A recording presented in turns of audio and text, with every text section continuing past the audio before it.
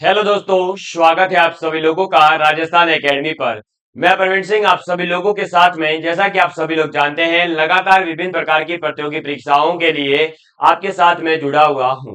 आप लोगों ने देखा होगा कि अभी जो है राजस्थान कर्मचारी जो चयन बोर्ड है, RSMSSB बोर्ड, उसके द्वारा एक नोटिफिकेशन जारी किया गया था और उसके अंदर दे रखी थी CBT और OMR बेस्ड जो एग्जाम होने वाले हैं, उस एग्जाम को लेकर के कुछ गाइडलाइन जो है वो जारी की गई है, यानी कुछ दिशा निर्देश जारी किए गए हैं। तो आज बेसिकली आप लोगों को इस वीडियो के माध्यम से मैं यही बताने वाला हूं कि आपका जो अभी आने वाले नए पेपर हैं, मतलब आगे जो भी पेपर होने वाले हैं, उनके अंदर अगर जो है ये CBT और OMR बेस्ड जो पैटर्न है वो लागू होता है, तो उसके अंदर आपको किस प्रकार से एग्जाम होने वाले हैं, किन बातों का ध्यान रखना है, और जो है आपको एग्जाम में क्या क्या चेतावनियां जो है आपको पहले से यहाँ पर दे दी गई है कुछ, कि भाई अगर आप जो है चीटिंग के मामले में पकड़े जाते हैं तो कितना आपका जो है पैसा लगेगा या आपको जो है कितनी सजा होगी। इन सभी चीजों के बारे में आज बताऊंगा मैं आपको, और उम्मीद करता हूं कि आप सभी लोगों को ये वीडियो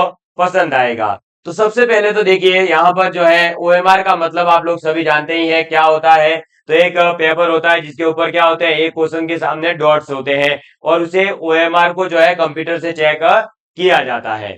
और जो CBT का मतलब है, इसका मतलब होता है कंप्यूटर बेस्ड टेस्ट, यानी कि जो आपका टेस्ट होने वाला है वो कंप्यूटर बेस्ड होने वाला है, यानी कंप्यूटर पर जो है आपका टेस्ट होगा। पहले जो आपको पेपर दिया जा रहा था वो अब जो है धीरे धीरे हमारे बोर्ड के द्वारा ये कोशिश की जाएगी कि अब पेपर पैटर्न जो है वो बंद किया जाए और CBT बेस्ड जो है एग्जाम लिए जाए। ठीक है, देखिए अब ये आने वाली भर्तियों में सभी में बदलाव देखने को मिलेगा।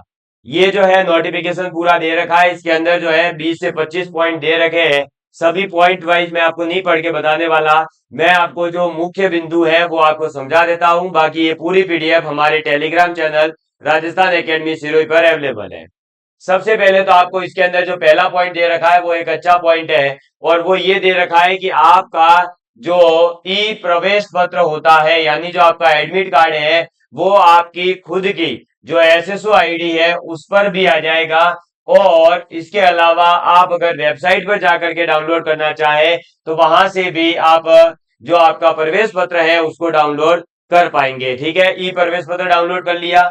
उसके बाद में जब आप एग्जाम देने जाएंगे तो यहाँ पर एक बड़ा चेंज किया गया है कि एग्जाम देने जाने के लिए जिस भी जगह आपको एग्जाम देना है वहां पर आपको आपके परीक्षा प्रारंभ होने से 2 घंटे पहले, कितने, एग्जाम चालू होने से 2 घंटे पहले आपको जो है एग्जाम सेंटर पर पहुंचना होगा। और इसके बाद में नेक्स्ट है कि जैसे ही आपका परीक्षा केंद्र जो है वो परीक्षा समय से, यानी मान लो एग्जाम अगर 10 बजे चालू होना है तो परीक्षा केंद्र 9 बजे ही, 1 घंटे पहले ही जो है बंद हो जाएगा।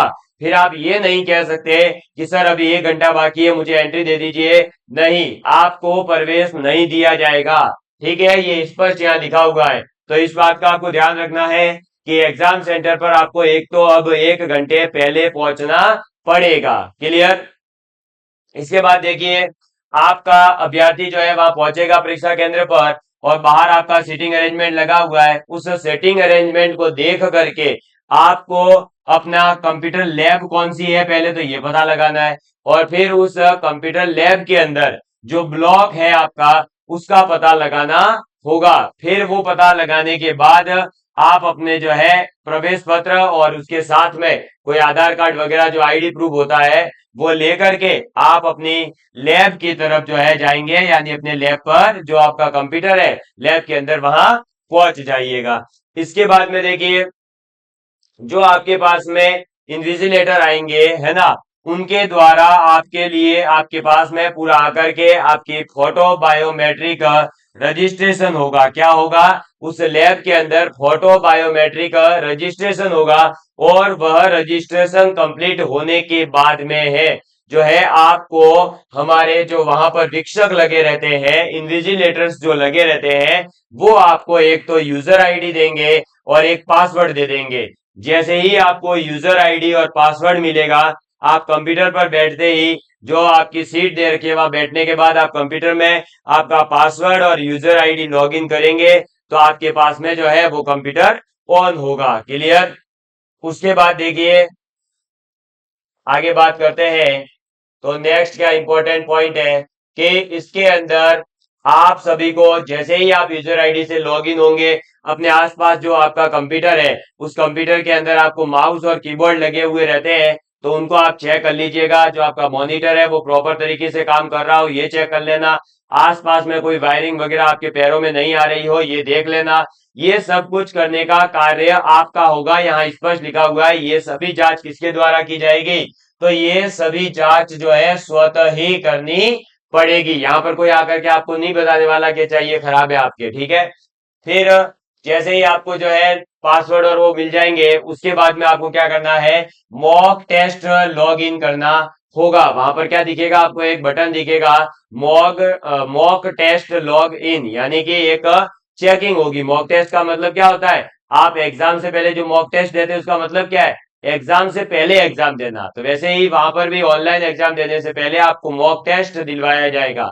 अब मॉक टेस्ट का समय आपके एग्जाम के समय में से काउंट नहीं होता है वो अलग से समय होगा वहां। ठीक है।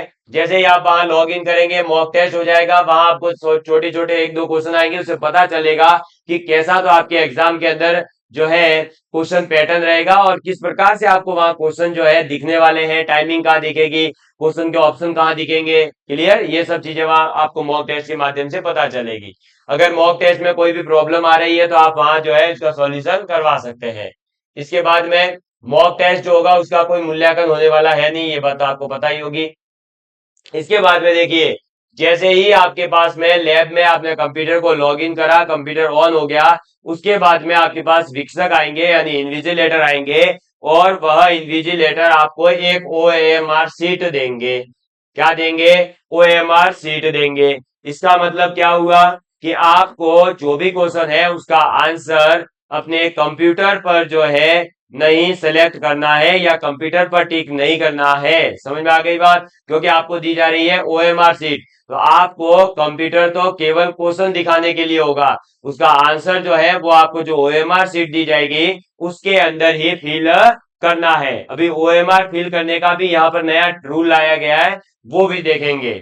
फिर उसके बाद में देखिए आपने जो है अपने ओएमआर सीट पर जो भी इंफॉर्मेशन मांगी जाएगी आपका रोल नंबर वगैरह नाम वगैरह जो भी आपसे पूछा जाए वो डिटेल्स वहां पर भरने के बाद में आपकी अटेंडेंस सीट लेकर के आएंगे इन्विजिलेटर और उस अटेंडेंस सीट के ऊपर आपकी पूरी डिटेल भरी हुई होगी उसको आपको चेक करना है और अपने साइन करने हैं। और वहां पर आपसे जो है एक लाइन और लिखवाई जाती है कि यह जो है मैं खुद इस लाइन को लिख रहा हूं और इस एग्जाम के अंदर मैं कोई गलती नहीं करूंगा। इस प्रकार की एक लाइन लिखवाई जाती है क्योंकि मैंने भी 2-3 बार जो है ऑनलाइन टेस्ट दिए हैं। अभी मैं बताऊंगा अभी आपको किस प्रकार का मेरा अनुभव रहा है। ठीक है। फिर देखिए इसके बाद में अब आपके पास में जो है जैसे ही आपका फिर शिक्षक के द्वारा आपको कह दिया जाएगा कि भाई आपकी घंटी बज गई है आपका एग्जाम चालू हो गया है तो आप लॉगिन वगैरह करके ही बैठे होंगे। वहां फिर आपको दिख जाएगा एग्जाम लॉगिन तो आप एग्जाम लॉगिन के ऊपर क्लिक करेंगे जब आपका समय स्टार्ट होगा तब। जैसे ही आप लॉगिन कर देंगे आपके लॉगिन करने के बाद में स्क्रीन के ऊपर आपका टेस्ट बुकलेट नंबर आएगा। ठीक है। और वह जो बुकलेट नंबर है जैसे आपके क्वेश्चन पर बुकलेट क्वेश्चन पेपर आते थे उस पर एक बुकलेट नंबर होता था वैसा ही बुकलेट नंबर आपको कंप्यूटर स्क्रीन पर दिखेगा। वो बुकलेट नंबर आपको क्या करना होगा ओएमआर के अंदर फिल करना होगा ताकि पता चले कि हाँ ये आपका है। और आपको ये अनिवार्य है कि बुकलेट नंबर ओएमआर सीट पर अंकित करना ही पड़ेगा। ये स्पेशली जो है इसको स्पेशली हाईलाइट किया गया है।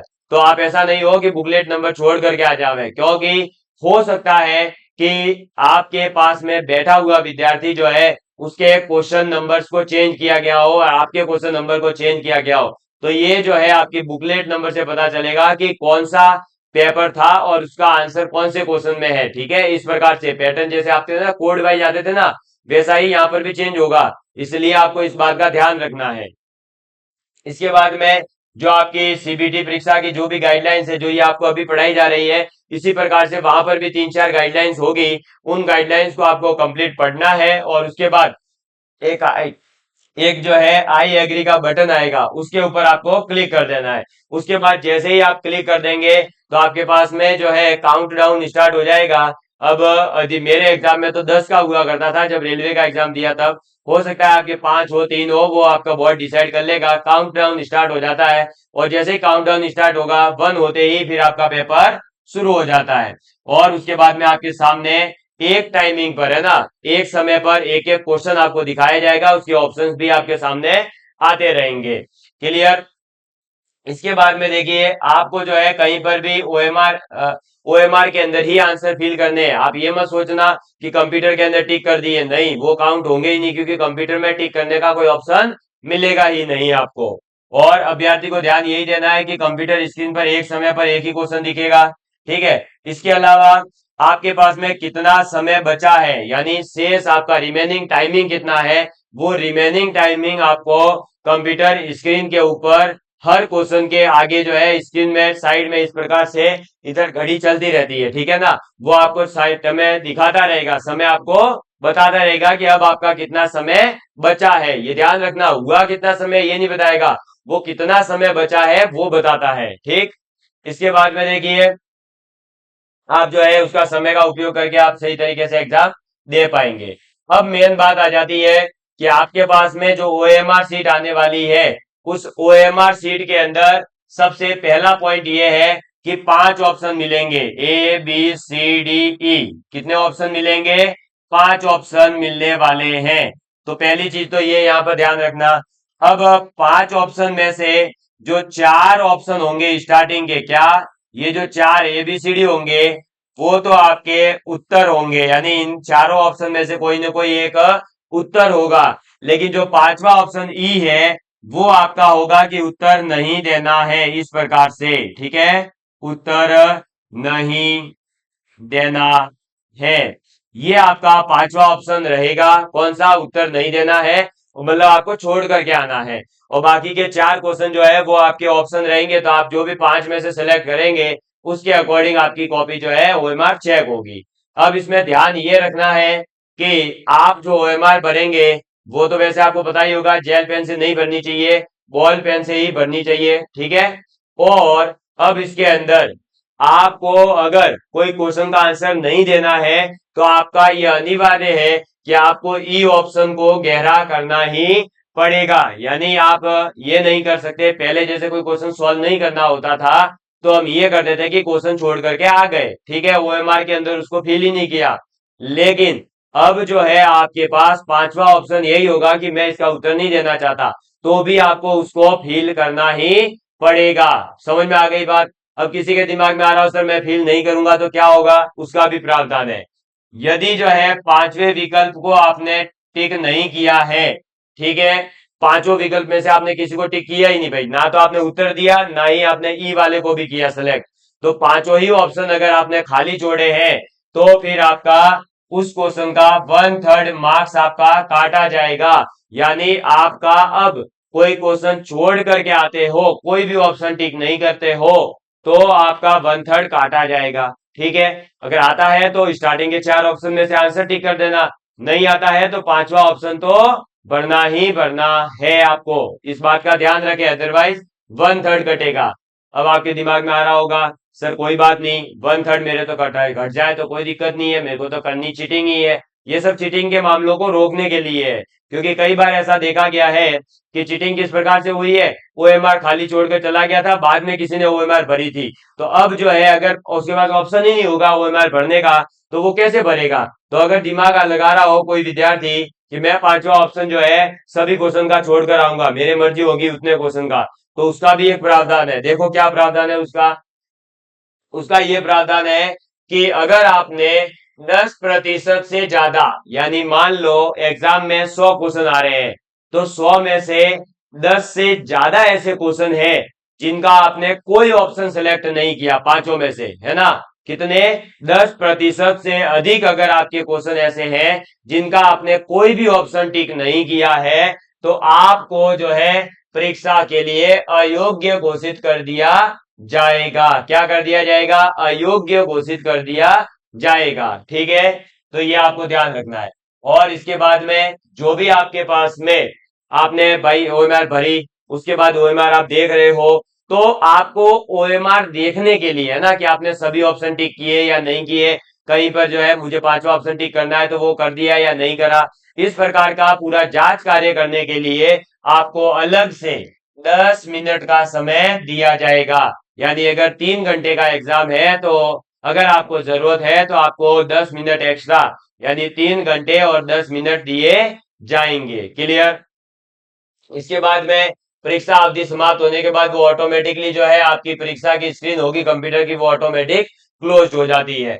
फिर अभ्यर्थी जो है आप क्या करेंगे तो अपनी वीक्षक को ओएमआर सीट दे देंगे और उसके बाद में आप ओएमआर उपलब्ध करवाने के बाद में आपका वापस से एक बार जो है बायोमेट्रिक वेरिफिकेशन होगा कि हाँ जो एग्जाम देने अंदर घुसा था क्या वही विद्यार्थी जो है एग्जाम देकर के बाहर आ रहा है, या ऐसा तो नहीं है कि स्कूल वालों की या जो भी एग्जाम सेंटर था उसकी सेटिंग थी, उसने क्या करा, जाने वाला तो बंदा सही था लेकिन वो तो कभी बहाना निकल के बाहर निकल गया है, उसकी जगह किसी और ने एग्जाम दे दिया डमी कैंडिडेट बिठा करके। तो ऐसे में जो है इसे रोकने के लिए डबल बार बायोमेट्रिक वेरिफिकेशन होगा, जाते समय भी और बाहर निकलते समय भी। क्लियर?